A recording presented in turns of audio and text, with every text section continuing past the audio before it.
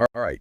So are you ready to level up? I think so. Because today we're going deep, diving into Atomic Habits. Nice. We've got this really awesome YouTube summary that I found, and it just breaks down like all the key ideas of the book. And trust me, you're going to want to take notes. Yeah. I think we all are looking for those little changes we can make in our lives to kind of become better versions of ourselves. Of course. Well, this deep dive is going to be all about how those tiny little tweaks, like consistently applied over time, can lead to massive results. It's like compound interest, but for personal growth. I like that. I like that analogy. Intrigued. Very much so. I thought so. Yeah, it's amazing how this plays out in the real world, Yeah. Like, take the British cycling team, for example. Okay. They decided to improve every single aspect of their training by just 1%. Wait, just 1%? Just 1%. That's it? Yeah. And what were they improving? So we're talking everything. From the type of pillows their athletes were using to sleep on to the most effective hand washing techniques. Pillows and hand washing. What happened? They went on to dominate their sport. Wow. It's a testament to this core idea of atomic habits. Okay. Tiny changes, consistently applied, yield huge GE results over time. Huge. Think about it this way. Okay. Imagine if you earned 1% interest on your money every single day. Whoa. That's the kind of exponential growth we're talking about. That's crazy. But applied to your habits. Okay, so you're telling me that instead of trying to overhaul my entire life, I should just focus on these tiny little consistent wins. Exactly. It's not about making these giant leaps. It's about those small, consistent wins adding up over time. I like that. And here's the really cool part. It's not just about the actions you take. It's about who you believe you are. Okay. Every habit, big or small, is like casting a vote for the type of person you want to become. Whoa, hold on. Are you saying that reading for just a few minutes every night isn't just about finishing a book, but actually casting a vote for reader as part of my identity? You got it. That's wild. Choosing a salad over fries isn't just about that one meal. It's about voting for health conscious. Okay. It's these little choices day after day that shape your self-image and ultimately your reality. Okay, this is all making so much sense. Good. But what about that frustrating phase where you're putting in the work, but you're not seeing the results yet? Yeah. You're hitting the gym, you're eating right, but you're not seeing the changes you're hoping for. It's like you're stuck on a plateau. Ah, yes, the plateau of latent potential. Right. This is something we all experience when building habits. Really? But picture this. You're a gardener. Okay. Carefully tending to these seeds you've planted. Yeah. You don't see the sprouts right away, do you? No. But that doesn't mean growth isn't happening underground. So even those small improvements that seem insignificant at first are actually building up to something bigger. Absolutely. Okay. It's about trusting the process and staying consistent, even when you don't see immediate results. I like that. Just like those tiny seeds eventually break through the soil, your consistent effort will eventually lead to breakthroughs. I hope so. Now, this source has a little bit of a hot take on goal setting. Yeah, wouldn't you say? Yeah. It almost seems to disregard. Yeah, it kind of trashes traditional goal setting. Kind of provocative. Yeah, it is. Well, it's not that goals are completely useless. Okay. But the source suggests a shift in focus. Okay. When we're fixated solely on outcomes, it's easy to fall into this yo-yo pattern. Oh, I know that. You hit that goal, then you lose motivation, then you have to start all over again. Instead, focus on building systems of habits. Okay, so instead of stressing over hitting some arbitrary goal weight, I should create a system for healthier eating and exercise. Exactly. What would that look like? Instead of aiming to get in shape, which can feel so overwhelming, it does. Commit to just 5 minutes of exercise daily. 5 minutes. 5 minutes. Okay. It's a small change. That's easy to stick with. And can build serious momentum. This is making me rethink my entire approach to self-improvement. Awesome. Okay, so let's break this down even further. Okay. How do habits actually work? Yeah. What's going on in our brains when we form these automatic behaviors? This is where things get really interesting. Okay. There's this fascinating system in our brains called the habit loop. Okay. Think of it as a 4-step process. Okay. Cue, craving, response, and reward. Okay. Let's use something that we can all relate to. Okay. Like checking your phone. I'm so guilty of that. What do you think might be the cue in that scenario? The cue would probably be that little notification sound that pops up. Or maybe just like boredom. Right. That like triggers a craving, right? Exactly. You crave distraction, connection, something to break the monotony. Yeah. And what's your response to that craving? Well, grabbing my phone and scrolling through apps like Instagram or TikTok or whatever. And that hit of entertainment or connection, which is the reward. Reward. Right, exactly. My gosh. You just nailed the entire habit loop. I did. It's almost scary how automatic it is, isn't it? It is. But the good news is, understanding this loop empowers us to change those automatic patterns. Okay, now we're getting somewhere. Now, what if we could hack this system to work for us instead of against us? I'm all ears. Let's talk about the power of our environment. They did this fascinating experiment at Massachusetts General Hospital where they simply changed the layout of the cafeteria. Wait, they just rearranged? Yeah, they just rearranged the food and drinks. What happened? People's choices shifted dramatically. Really? And get this, without any lectures or persuasion, wow, they simply made water bottles more accessible. Okay. And placed the less healthy options further away. So you're saying that if I surround myself with books, I'm more likely to read. Exactly. And if I leave my workout clothes out, I'm more likely to exercise. It's like my environment is setting me up for success or failure. Now start thinking about your own environment. Okay. What cues are already nudging you towards good or bad habits? What simple tweaks can you make to your surroundings to make those positive choices easier? Wow, this is making me look at my apartment in a whole new light. Good. Okay, so we've talked about cues, responses, rewards. Yeah. But the source also mentioned something about like anticipation. Yeah. What role does that play? It turns out it's not just about the reward itself, okay, but the anticipation leading up to it. Oh, okay. Our brains actually get a hit of dopamine. Dopamine, the good stuff. Yeah, feel-good chemical. Yeah. Just thinking about the things we enjoy. So that explains why companies use those enticing commercials Yeah. and flashy packaging. To get us hooked. Yeah. They're tapping into that anticipation to manipulate our behavior. Yeah. But here's the cool part. We can use this knowledge to our advantage too. Wait, are you saying that we can actually rewire our brains to like crave those healthy habits? Yeah. How do be that? It's called temptation bundling. Okay. And it's all about finding creative ways to link an activity you want to do with something you need to do. Okay. For example, let's say you love listening to a particular podcast. Okay. But you struggle to find the time. I do. Well, what if you only allowed yourself to listen to that podcast while working out? Ooh. The anticipation of enjoying your favorite show becomes the motivator. to get you moving. That's brilliant. What about those times when we're dreading a task? Yes. Or feeling unmotivated? All the time. Any tips on how to shift our mindset? I'd love to know. The source highlights a simple, that powerful idea. Okay. Change the word have to get to. When thinking about your daily tasks. So instead of saying, oh, I have to go to work today. Yes. I could say, I get to contribute to my team. Yes. And earn a living. Exactly. Ooh. This subtle shift in language reframes those tasks from obligations to opportunities. I like that. I get to wake up early and go for a run. Yeah. Or I get to cook a delicious meal for my family. It's about appreciating the things that we often take for granted. Exactly. Wow, I love that. It's such a simple change. It is. But I can already feel the difference it makes in my mindset. Me too. It's about finding those little mental hacks that empower us to take control of our thoughts and ultimately our actions. Okay, this is incredible. So much valuable information already. And we've just scratched the surface of atomic habits. I know, right? Are you ready to dive even deeper into this fascinating world? I'm ready when you are. Let's do it. All right, I'm ready to keep unpacking this whole atomic habits thing. Well, let's do it. Where do we go from here?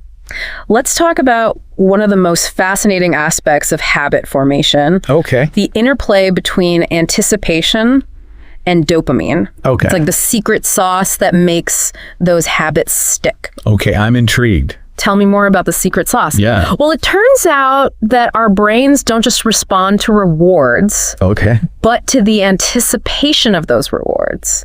It's that feeling of excitement and eagerness we get when we're looking forward to something pleasurable. Oh, I totally get that. Like what? It's like the build up to a vacation. Okay. Or that feeling you get when you're about to dig into a delicious meal. Exactly. Right. And that anticipation is fueled by dopamine. Okay. A neurotransmitter that's basically like the brain's reward chemical.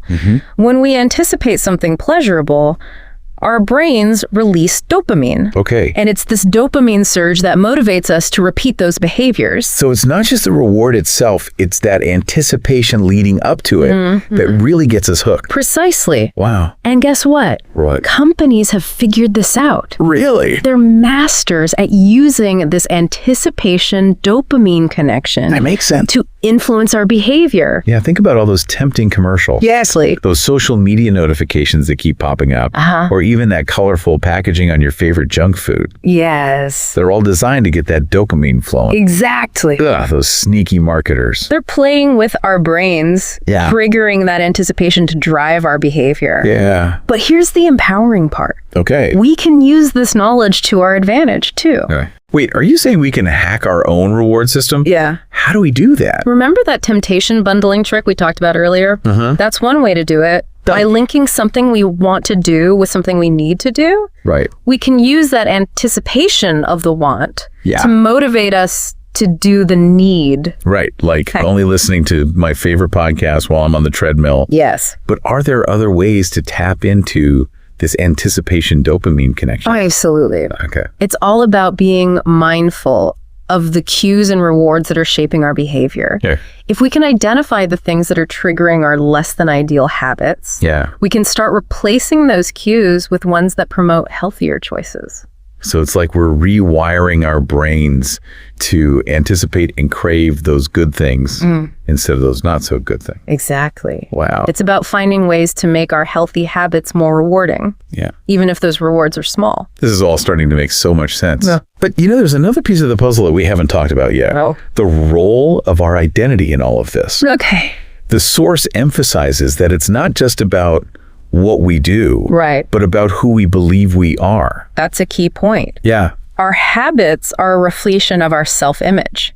If we see ourselves as someone who's undisciplined or prone to procrastination, we're more likely to engage in habits that reinforce that belief. That makes sense. But if we can shift our self-perception, our habits will naturally follow. So you're saying that if I want to become a writer, I need to start seeing myself as a writer. Exactly. Even if I haven't written anything yet. Every time you sit down to write, even if it's just for a few minutes, you're casting a vote for your identity as a writer. That's so powerful. Those small actions start to reshape your self-image. It's like our habits are constantly shaping who we are, and who we believe we are influences the habits we form. It is a powerful cycle. It's a loop. And understanding this cycle gives us the power to break free from negative patterns and create positive ones. Okay. Now, speaking of cycles, remember that habit loop we discussed earlier? Yes. Let's revisit that concept because it's really the key to understanding how to change our behavior. Okay, remind me, how does that habit loop work again? It's a 4-step process. Cue, craving, response, and reward. Right. Let's break it down with an example we can all relate to, like reaching for a cookie every time you walk past the cookie jar. Oh man, I'm so guilty of that. What do you think might be the cue in that situation? Well, I'm guessing the cue is the sight of that tempting cookie jar. Yes. Sitting there on the counter. You got it. Yeah. That visual cue triggers a craving for the sweetness and satisfaction of those cookies. Oh, yeah. And what's your response to that craving? Well, if I'm being honest, my response is usually grabbing a cookie. Or two. And then, of course. Okay, you get that, doll? Yeah. Right. And that reward reinforces the entire loop. Yeah. Making it even more likely that you'll repeat the behavior the next time you encounter that cookie jar. Okay. But here's the key. Okay. If we understand how this loop works, we can actually start to change those automatic behaviors. Okay, so how do we actually use this knowledge to change our habits?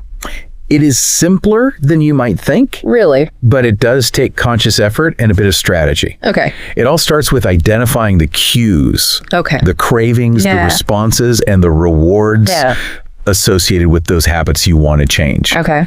Then you can make deliberate changes to those different elements. So let's say I want to stop snacking late at night. Okay. How would I use this habit loop to break that habit? First, you need to identify the cue. Okay. What triggers those late night snacking sessions? Is it boredom, stress, maybe a particular TV show you always watch late at night? I think for me, it's a combination of boredom and the fact that I always keep a bowl of candy on the coffee table. There you go. Oh, man. The cue is both that feeling of boredom and the sight of that candy bowl. Yeah. So to break the habit, you could start by removing the cue. Okay. Put that candy bowl away in cupboard, out of sight. Out of sight, out of mind, right? Exactly. Okay. Now, you need to find a new response to replace that old habit. Instead of reaching for candy when you're bored, what else could you do? Maybe read a book, go for a walk, call a friend, or work on a hobby. This is making me realize how many of my habits are driven by cues that I'm not even aware of. It's amazing. But what about that reward? Yes. If I'm used to that hit of sugar, how do I make those healthier alternatives just as satisfying? That's where it can get a bit tricky. Yeah. But it's definitely possible.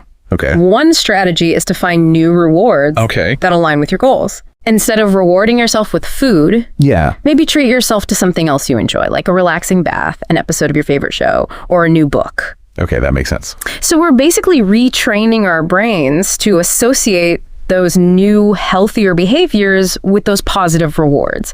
The more we repeat those new behaviors, the stronger those associations become. And eventually, those new habits will become automatic. This is giving me so much hope. It's good. It's like we're uncovering the secrets to cracking the code of our own behavior. Exactly. You know, one thing I've been wondering about is how our brains seem wired to go for that instant gratification. Right. Even when it totally sabotages those long-term goals. That's a really important point. Yeah. Our brains evolved in an environment where immediate rewards were essential for survival. That's true. Think about it. Okay. Finding food, shelter, avoiding danger. Right. These things required quick action and immediate gratification. But in today's world, those same instincts can lead us astray. Exactly. Right. It's so easy to choose that sugary treat in the moment rather than thinking about the consequences for our health. Yeah. Or to spend hours scrolling through social media instead of tackling that project that's due next week. I know. We know it's not good for us, but our brains seem to crave those quick hits of pleasure. Exactly. It's tough. Our brains prioritize immediate rewards over those delayed ones. Yeah. Even when we know those delayed rewards are much better for us. It's so frustrating. So how do we overcome this? Yeah, how do we train our brains to choose those delayed rewards that are actually in our best interest? That's the million-dollar question. I know, right? And while it's not always easy, there are a few strategies we can use. Okay. Remember that temptation bundling technique we talked about earlier? That's one way to make those healthy habits more immediately appealing. Right, like pairing my workout with that podcast I love. Exactly. But what about those habits where it's harder to find that instant gratification? There are other things we can do. Okay. One approach is to focus on making the habit itself more enjoyable. Okay. If you're trying to create a reading habit, choose books that genuinely captivate you. Okay. Not ones you feel you should be reading if you're trying to eat healthier. Yeah. Experiment with new recipes. Okay. And find healthy foods that you genuinely love. So finding ways to make the process itself more pleasurable can help bridge that gap between instant gratification and long-term goals. Exactly. I like that. Another approach is to use visual tracking systems. Ooh, okay. Marking off days on a calendar or using a habit tracking app can provide a sense of accomplishment that helps keep you motivated. I love that idea. Just seeing those little visual cues can be so motivating. It's like those to-do lists that we all rely on. Just the act of checking things off makes you feel like you're making progress. Exactly. Even if you're not. Those little wins can make a big difference. Okay. Ultimately, we want to move away from external motivators. Okay. You know, those rewards and punishments. Right. And toward that intrinsic motivation. Intrinsic. Finding enjoyment and satisfaction in the activity itself. Okay. So How do we know when we've made that shift from external to internal motivation? You'll know you've made that shift when you actually start to crave the habit itself. Okay. Not just the reward. Oh, that makes sense. Imagine looking forward to your workout, Yeah. not just for the sense of accomplishment afterward, Right. but because you genuinely enjoy moving your body. Okay. Or picture yourself relishing the process of writing, not just the finished product. Oh, wow. That's when you know the habit has become a part of who you are. So are there any other strategies we can use to make those positive habits stick and make them more rewarding in the long run? There's a technique called habit stacking that can be super helpful. Okay. It's all about linking a new habit to an existing one. Okay. Leveraging the power of your current routines to create new positive behaviors. Okay, I think I'm starting to get this. Good. So instead of trying to create this whole new routine from scratch, right, I can just attach it to something I already do consistently. Exactly. Okay. Let's say you're already in the habit of brushing your teeth every morning. Okay. Well, you could stack a new habit, like flossing, onto that existing routine. So after I brush my teeth, I immediately floss. Exactly. The existing habit becomes the trigger for the new one. Precisely. I like that. The more you repeat that sequence, the stronger the association between those two habits becomes. Yeah. Eventually, flossing will be just as automatic as brushing your teeth. Okay, so what are some other examples of how I could use this habit stacking technique? The possibilities are endless. You could stack a meditation habit onto your morning coffee routine. Okay. So after you finish that cup of coffee, you sit down and meditate for 5 minutes. Okay. Or you could stack a reading habit onto your bedtime routine. Okay. After you climb into bed, you read for 15 minutes before turning off the lights. Okay, I'm seeing how versatile this can be. Are there any other tips for making sure this habit stacking thing really works? Yeah, that's a good question. There are a couple of keys to success. Okay. First, make sure you're choosing an existing habit that is already very strong and consistent. Okay. It needs to be something you do without even thinking about it. Right. It wouldn't make much sense to try and stack a new habit onto something that I'm already struggling to do consistently. Exactly. Okay. And secondly, don't try to do too much too soon. Okay. Start small and build gradually. Okay. Don't try to stack multiple new habits at once or make the new habit too challenging. Remember, it's all about making it as easy as possible to stick with those new behaviors. So for example, if I wanted to start a journaling habit, I could begin by just writing one sentence each day. Yeah. After I finish my morning coffee. That's a great approach. And then gradually increase the amount I write as the habit becomes more automatic. It's all about those small, consistent wins that build momentum over time. This is so incredibly helpful. Good. I'm feeling so much more empowered to take control of my habits and create positive changes in my life. That's what it's all about. It's great. It's about realizing that we have more control over our behavior than we often give ourselves credit for. But what about breaking those bad habits? Yeah. They can feel so much harder to overcome. While it's true that breaking bad habits can be tough, the principles we've been discussing can be applied here as well. Well. It's just a matter of flipping those strategies. Okay, I'm curious. How do we use this habit loop to break those unwanted habits? Let's go back to the first step of the habit loop, the cue. Okay. Instead of making the cue obvious, we want to make it invisible. So going back to that late night snacking example, hiding the candy bowl would be a good first step. Exactly. If you don't see it, you're less likely to think about it and crave it. Yeah. Out of sight, out of mind, as they say. Okay, make the cue invisible.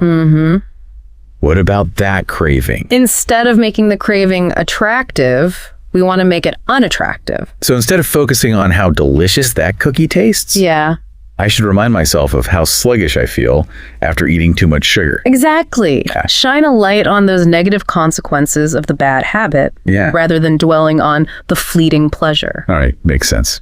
Now, what about the response itself? Okay. How do we make that less appealing? Yeah. Instead of making the response easy, we want to make it difficult. If you're trying to reduce your screen time, put your phone in another room or delete those addictive apps. If you want to stop biting your nails, wear gloves or use a bitter-tasting nail polish. So basically, we're creating friction to make it less likely that we'll give in to those bad habits. And finally, instead of making the reward satisfying, we want to make it unsatisfying. How do we make the reward unsatisfying? Yeah. That seems counterintuitive. One way is to create a system of accountability. Okay. Tell a friend about your goal and ask them to check in on your progress. Okay. Or, take it a step further, Right. set up a system of consequences for yourself. Ooh. For example, if you slip up and engage in the bad habit, donate money to a charity that you don't support. Ouch. That would definitely make me think twice. Yeah. So basically, we're using the same principles, but in reverse to make those bad habits less appealing and harder to maintain. Okay, I like that. And just like with forming good habits, the key is to be patient and persistent. Yeah. Breaking those deeply ingrained habits takes time and effort. This is eye-opening. You know, it's interesting how much our environment plays a role in all of this. It's true. It's almost like it's working against us sometimes. It can feel that way. Remember that experiment at Massachusetts General Hospital where they rearranged the cafeteria? That experiment is such a great example of how powerful our surroundings can be. Just rearranging things had a significant impact on people's food choices. It really shows how those environmental cues are constantly influencing our choices. Yeah. Often without us even realizing it. It's scary. And this applies to everything. Okay. Not just our eating habits. Okay. Think about it. Right. If you surround yourself with clutter and disorganization, you're more likely to feel stressed and overwhelmed. Okay. But if you create a clean and organized space, you're more likely to feel calm and focused. Okay. You've officially convinced me to do a major decluttering session this weekend. Yeah. So what are some other practical things we can do to make sure our environment is working for us? It's not against us. Start by becoming aware of those cues in your environment. Okay. What are the things that trigger those unwanted habits? Yeah. And what makes it easier to slip back into those habits? So if I always end up mindlessly snacking on chips while watching TV, maybe I should stop keeping that bowl of chips on the coffee table. Exactly. Okay. Remove those temptations, make those healthy choices easier to access, and create visual reminders of your goals. And we can also use that temptation bundling technique. Right? Like only watching my favorite shows while I'm on the treadmill. You got it. Okay. It's all about getting strategic and creative with your surroundings. Yeah. Remember, we're not just trying to change our habits. Right. We're trying to change the context in which those habits occur. So if we can create an environment that supports our goals and makes those positive habits easier to maintain, we're setting ourselves up for success. Exactly. It's all coming together. It's about working with our brains, not against them.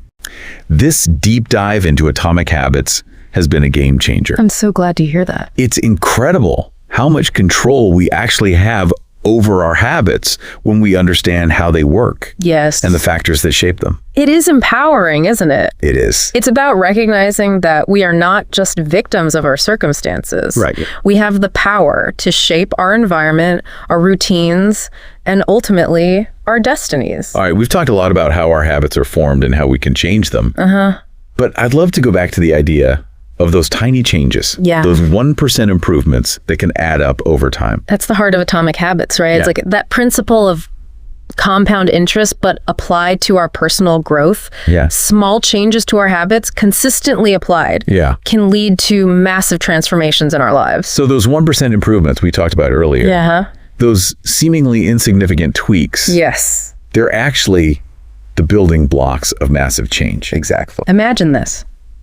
If you improve by just 1% each day for an entire year, you will be 37 times better than when you started. That's crazy. That's the power of compounding those small gains. Yeah. But on the flip side, if you decline by 1% every day, you'll end up close to 0. Wow. That really puts things into perspective. It really drives home the point that those small daily choices can have a huge impact over time. It all comes down to consistency. It's those seemingly insignificant improvements that, when consistently applied, add up to create incredible results. This is inspiring, but also a bit intimidating. How do we stay motivated and make sure we're consistently making those small improvements? Right. Especially when we're not seeing immediate results. That's where all those strategies we discussed earlier come in. Make the habit obvious, attractive, easy, and satisfying. And remember, it's not about being perfect. It's about showing up consistently and making those small incremental gains day after day. It's about trusting the process and believing that those tiny changes are making a difference, even if we don't see the results right away. Think of it like planting a seed. Okay. You don't see that sprout immediately, Right. but you know that if you keep watering and nurturing it, Yeah. it will eventually grow into something beautiful. That's a perfect analogy. So we need to be patient gardeners, Yes. tending to our habit Yeah. and trusting that they will eventually blossom into something incredible. I love that. And as we cultivate those positive habits, we'll start to notice a shift, not just in our behavior, Okay. but in our identity as well. Right. We talked earlier about how our habits shape who we are. Yeah. And our beliefs about ourselves influence those habits we form. It creates this. All right. We're back Back for more. for the final stretch Final stretch. of our Atomic Habits deep dive. I'm excited. I'm ready to keep exploring these like fascinating concepts and like actually figure out how to like put this stuff into action. Yeah. It's amazing how these small shifts in mindset can make such a big difference. You know, one thing that really struck me What? is that idea of like reframing our thinking from have to get to. I love that. It sounds so simple, It does. but it's really powerful stuff. It's all about shifting our perspective. Yeah. And viewing those tasks we often see as obligations, as opportunities instead. You know, I've actually been trying this out in my own life, Oh, cool. and it's incredible how much it changes things. Like how so? Instead of thinking like, ugh, I have to go to work, it becomes, I get to use my skills to make a difference. That's a perfect example. Right. It's a subtle shift in language, Yeah. but it can have a profound impact on our motivation and outlook. Right. It's like tapping into a sense of gratitude Yes, for the things we often take for granted. precisely. It even works for like those everyday chores that we tend to dread. Like what? Instead of I have to do laundry, it becomes I get to have clean clothes to wear. Exactly. Yeah. It's such a simple but effective way Yeah. to reframe those everyday tasks and make them feel more meaningful. This whole deep dive has been about those small incremental changes. Yeah. Those 1% improvements that compound over time. Right. But a part of me still wonders, What's that? what about those big, audacious goals? Ooh, okay. Do these small habits really have the power to get us there? That's a fantastic question. Yeah. And the answer is a resounding yes. Okay, good. The magic of atomic habits is that they create a foundation for achieving Okay. even the most ambitious goals. Okay. Think of it like building a house. Right. You wouldn't start with the roof, would you? No. You start with a strong foundation. Okay, I love that analogy. So those small habits are like the bricks and mortar Okay. we use to build our dreams. So it's not about trying to like do everything at once. Yeah, right. It's about like laying those bricks one by one, One by one, after day, after day. until you've built something truly remarkable. That's a great way to put it. Right. And as you build, Yeah. remember to be mindful of the quality of those bricks, Yeah. the consistency of your efforts, Yeah. and the overall design of your structure. Okay. Make sure you're building in the right direction. That's such a powerful image. Right. It's not just about those like individual habits, but like how they all work together to create something bigger, Yes. a life that reflects our values and goals. It's about creating a system of habits Yeah. that support your overall well-being Yeah. and help you achieve those long-term goals. Well, this has been an incredible journey It has. into the world of atomic habits. I'm so glad we got to do this together. Me too. It was fun. I feel like I've gained so many insights and tools to like make positive changes in my life. I'm so glad to hear that. Thank you for that. Remember, Yeah. it's not about overnight transformations. Well. It's about those small, consistent actions. Yeah. Those atomic habits that compound over time to create remarkable results. So true. And for you, listening to this deep dive, remember this. Yes. Even the smallest change can make a world of difference. Yeah. Start by picking one small habit you want to build, Okay. or one bad habit you're ready to break. Yeah. Then apply those principles we've talked about. Yeah. Make it obvious, attractive, easy, and satisfying. Obvious, attractive, easy, and satisfying. Trust the process. Yes. Be patient with yourself. Yeah. And watch those atomic habits transform your life. This has been awesome. It has been a pleasure exploring this with you. Me too. Keep those atomic habits rolling. Well, that just about wraps up our deep dive into atomic habits for today. Sad to see it go. I hope you found this exploration as insightful and empowering as I did. I did. Until next time. See you then.